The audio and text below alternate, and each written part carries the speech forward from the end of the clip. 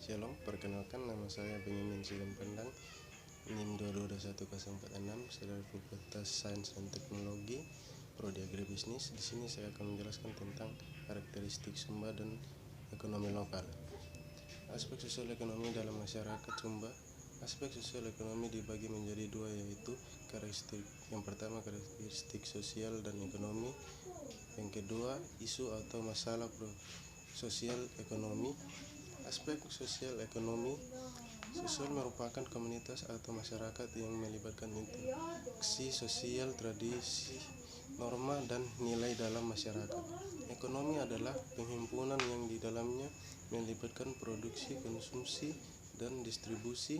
Ekonomi juga membahas tentang bagaimana manusia bekerja untuk memenuhi kebutuhan hidupnya. Bagi masyarakat di Sumba punya cara untuk memenuhi kebutuhan kehidupannya dalam sehari-hari. Yang pertama, yang tidak bisa dilepaskan dari interaksi sosial, tradisi, nilai atau adat, istiadat atau budaya yang ada di sekitarnya. Yang kedua, buku yang disampaikan ini yang menjelaskan atau menggambarkan tentang aspek sosial ekonomi masyarakat di Sumba adalah buku yang ditulis oleh Jacqueline Vel. Ini adalah orang Belanda. Ia dulu tinggal di Sumba sekitar tahun 80-an. Yang ketiga, pada buku yang berjudul Ekonomi Uma Vel 2011. Dalam buku ini menggambarkan bagaimana interaksi sosial dalam masyarakat Sumba itu akan menghasilkan proses produksi dengan cara produksi yang disesuaikan dengan ketersediaan sumber daya sekaligus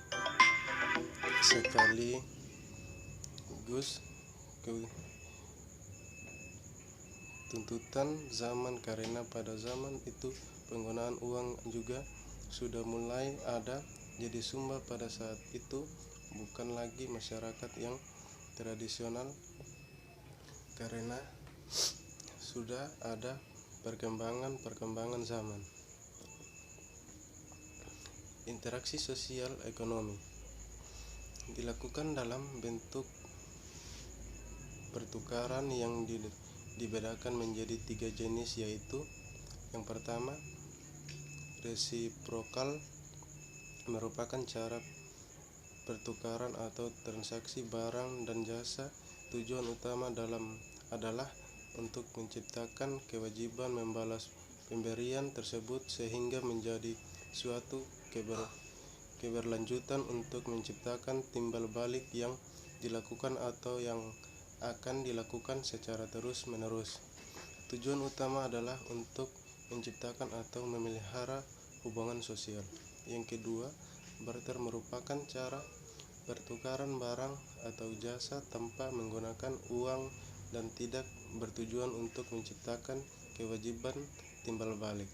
Yang ketiga, menjual merupakan transaksi barang atau jasa dengan tujuan utamanya menggunakan uang dan mendapatkan uang. Ya, mungkin itu saja yang bisa saya sampaikan. Sekian dan terima kasih.